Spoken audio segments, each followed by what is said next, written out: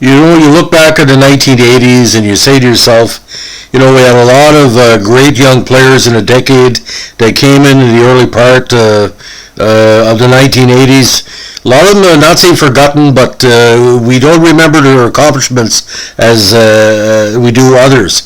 Now, this guy, one of the most underrated defensemen of his era, if it wouldn't be for a succession of injuries and a succession of bad luck, he probably would have put up similar numbers. Now, one follower of the channel, I'm not going to say who because I want to keep the editing secret, is a big fan of this guy, and there's a reason why, because he impacted so many people in so many direct and positive ways as a player, as a coach. He needs to be recognized a little bit more by the kids and adults that grew up in the 1980s.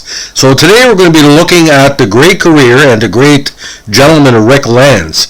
Now, I was honored to cover Rick at a 1992 Canadian Olympic friendly between Russia and Team Canada at the Memorial Civic Center in Campbellton, New Brunswick, when I was working for the Dalhousie News. And at the time, I think it was also freelancing for the Moncton Times. And when he came on the ice, a lot of people in the crowd, it was a big crowd, they were shocked because he had played with Vancouver and Toronto for a number of years, and to see him on the ice, and we always heard that, he had been out of the NHL sphere for a little while, so to see him on the ice was quite a shock, and we're hoping the best for him because, again, a very durable defenseman. Now, what's interesting about Rick, which a lot of people don't know about, he came to Canada in the midst of the Cold War. Now, he was born in Czechoslovakia, but grew up in Canada in the London, Ontario region. Because the family defected as soon as he learned, while on summer vacation at the Black Sea, that the Soviet Union had invaded their country in the Prague spring of 1968. Now, he was born in Karlovy Vary, Czechoslovakia, and eventually came to Major Providence pretty much in the Southern Ontario junior program. He played with Burlington of the Junior B Association, his home region, 35 points in 45 games, 78, 42 points in 65 games, just one goal. But in 79 and 80 with Oshawa, he became kind of a hometown hero on many levels. Now, his draft year, where he was taken 7 by Vancouver, 18 goals and 38 assists for 56 points. Now, he was played in the World Juniors for Canada in 1980, 5th place finish. He was an home JHL All-Star third team in 1980. He was Oshawa's most valued defenseman from 78 to 1980. Now, he was also highly regarded out of midget, as he was Oshawa's third pick in the 1977 OMJHL midget draft. Now, this is where the injuries came in. He missed part of the 1979-80 season with a knee injury, but these ailments kind of followed him as the years went on. We'll get into this a little bit. Now, he was a star discus thrower for his high school track and field team, so he's a multi-sport player. Now, he had his debut against Detroit on October 10th, 1980, wearing his famous number 4. Now, he never played in a Stanley Cup final, despite the fact Vancouver got to the finals in 1981. The problem that year, of course, he was injured and couldn't play. Excuse me, 82. I always forget. I get confused for a second. 81, 82.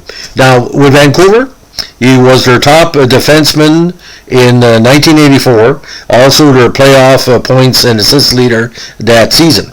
Now, like I said, in 82, he was on a Vancouver team that went to the Stanley Cup Finals, but again, missed the entire playoffs with a knee injury. Now, he also played one game with Chicago in 92, but he was not part of that Chicago team that was in the final.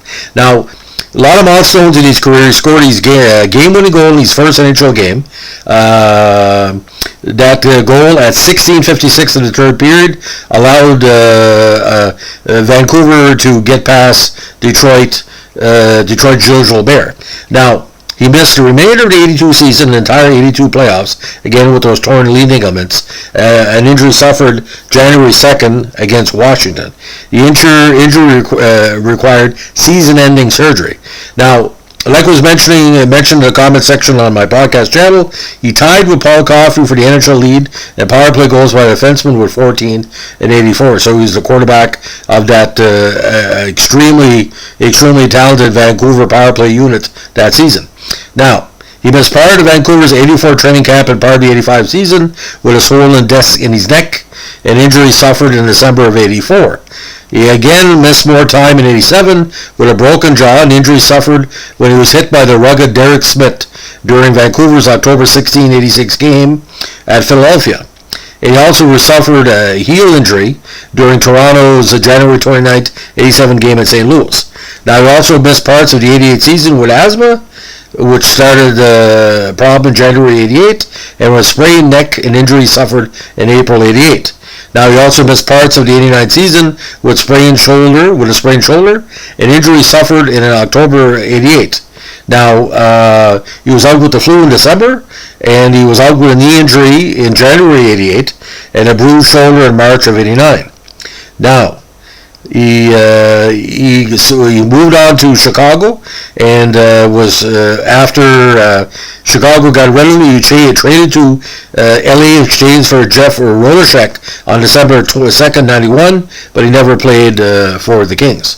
Now, he also played in Switzerland, Abri Priota, European, with Indianapolis of the IHL, Phoenix the IHL, and again Team Canada and Atlanta of the IHL.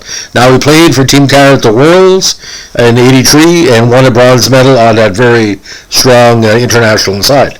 Now, got into the coaching level. He was named Indianapolis player assistant coach prior to the 91 season and remained with the season. He was eventually named Penticton's assistant coach prior to the 95 season and remained there for the rest of the year. He was named Langley's head coach prior to the 96 season, and he stayed the whole year with that franchise. He was now named the South Surrey BCHL head coach prior to the 97 season, and again stayed there for the campaign. He was then named Tri-City assistant coach in June of 97 and remained in that position until October 15th of that year. He was named interim head coach for them on October 15th and remained there until May 31st, 98. He was Langley's head coach prior to the 99 season and remained there until March 2003. Then was named Coquitlam BCHL head coach October 18, 2004, where he stayed for a whole season.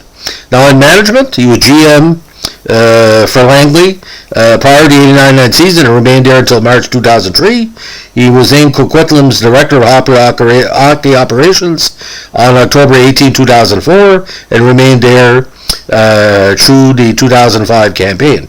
Now, because he was born there, Czechoslovakia, he was fluent in Czech, and he served as an interpreter for Czech players Ivan Alinka and Yuri Bubla when he joined the Canucks in 81. Now, this is a question. Did the transition of those Czech players to Canada were augmented by Lanz? Did he bring them in because he knew a great young defenseman could talk with him? I haven't had a chance to talk to media pals out there, but it didn't really hurt. But like I said, that Vancouver team, 81-82, what a talented lineup of established players and young players coming up. Now, the incidents involving Lanz going on and off the ice are legendary, including a 5-game suspension by the BCHL in October 99 for his team's participation in a September 18, 99 brawl versus South Surrey. Now, he was a big softball player. He played on Vancouver's off-season squad, and he was also involved in the business area as he invested in a Vancouver sandwich shop called Strictly Lunches with brother Rob in 1983. Now, the big trade, of course, for Lanz, I think it was a steal for Toronto. Jim Benning and Dan Hodgen went west on December 2nd, 1986. But if you look at the rough statistics of his career, and we're just going to break them down, Vancouver, big strength in that first season, 29 points in 76 games. But the injury bug, 82 he only played 39 games, 85 he only played 57. But the big trade, like I said, in 87, as soon as he hit Toronto, like I said, he put up some dynamite consistent numbers, and it was a big part of the 87 playoff run where he had 4 points in 13 games. Now, between 1990 and 93 was quite busy, because he played again in Switzerland with the Indianapolis Ice for 8 games, for Team Canada for 4 games, for Chicago for 1 game, and he played with the Roadrunners for 21 contests that year, and wrapped up his minor pro career with the Atlanta Knights in 93 with 18 points in 25 games. Now, the 2 appearances at the Worlds, the Juniors, and the World Championships, 11 games, 3 assists. Now, the BCHL and WHL numbers, quite good. With South Surrey in 97, 47 wins, 7 losses, 6 ties. One of the better records in the BCHL of the 1990s. And again, Tri-City in 98, 17, 49, and 6. Then with Langley, 4 consecutive seasons. He was above 500 twice. Best season was 2000, 41, 7, and 17, and 2. And with Burnaby as head coach in 06, 34, 20, 1, and 5. So official coaching totals: 207 wins, 192 losses, 51.7% save percentage. Now, his effectiveness on the power play, what he was known for, but like I said, the injuries would catch up to him. But when he retired, like I said, giving back to the BCHL was a big part of his success. Now, the Langley Thunder, again, that was the majority of his success. He took a team with superstar Scott Gomez to the Royal Bank Cup in Summerside, but losing the final in a heartbreaking game. The next season, Rick again would move to WHL as an AC for the Tri-City Americans. He was promoted to head coaching just a few games in. He then eventually returned to Langley. Now, when he was hired as head coach of Burnaby in 2004, he led the team to his second Royal Bank Cup, where they were crowned Canadian Junior A champions. Now, he then left on to sign as head coach of the Victoria Grizzlies, and after 2 months as their head coach, he was offered a head scouting job for Western Canada, U.S. for Colorado Avalanche. Now, the players that his coach is a who's who of West Coast success at the junior level, including Scott Gomez, Evan Hummel, Keith Seabrook, Raymond Sawada, Mark and Mike Santorelli, Kyle Turris, Ben Walter, and of course the great Milan Lucic. So a great life in hockey. Many stories have been told.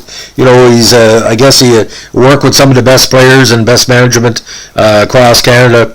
Now I'm wondering too. No offense, you think he'd be a good fit for Team Canada at the world level, at the Olympics or wherever? I'd like to see maybe Team Canada take a second look at Rick's experience on many levels and maybe consider him for a better position on the international level. Now, what really benefited Rick, you can't teach this. He was 6'2", 203, a very rugged guy, and he wasn't scared to take a penalty every once in a while. If you look the total stats, and what really stands out for me again, you look at those Vancouver playoff years. You know, he was a big part of them getting in, and I give you a perspective why. Over 2 seasons, in 83-84, he accumulated over 100 points in a regular season, 28 goals, and 77 assists. And in a West Coast offense, no pun intended, that was needed because you were dealing with Winnipeg, Edmonton, Calgary. It was very rough out there at the Kings before Gretzky arrived. So, you had to put up the goals. And he played, like I said, some of the best Vancouver teams ever that played at the West Coast. He was on those. Now, just to recap, if you like what we're doing here, give us a like, a comment, or subscribe. And I dedicate this podcast to all the fans of Rick Lanz. And you look at you look at these rough stats, okay? 569 games in NHL, 286 points. But unlike other people that just put up points, I would suspect every goal that he scored was important to a certain situation. Do you talk quality goals? We talked about his 14 power play goals. Anytime he got a point or a goal, there was something positive behind it. And the injuries that he suffered and was still effective, he has my respect, because a player can come in and have a litany of injuries, and he kept coming back. And the type of game he played, he had to use every inch and every pound he had to combat. Like, can you imagine you're playing Gretzky so many times a year, and you're playing Lanny McDonald, and you're playing, Winnipeg Jets, Howard Chuck. You got to be mobile, and to play the power play. I mean, in those smaller rinks in the Calgary and Winnipeg and all that, it takes a toll.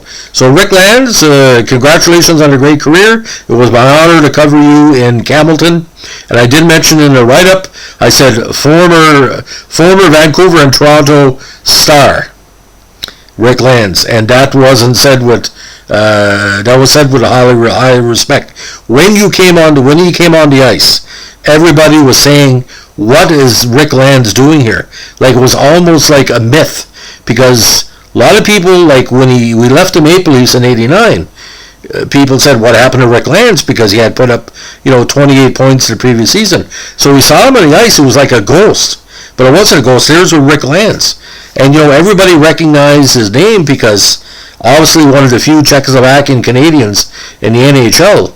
He stood out like a good sore thumb. Anyway, so yeah, ladies and gentlemen, again, thanks for listening, and give us a good comment. And if you have any more Rick Lanz stories, please pass it on, because as we like to say, you're only as good as your last coaching or your last game, and he did a lot for hockey across Canada and for his native Czechoslovakia, directly and indirectly. Have a good one. Bye.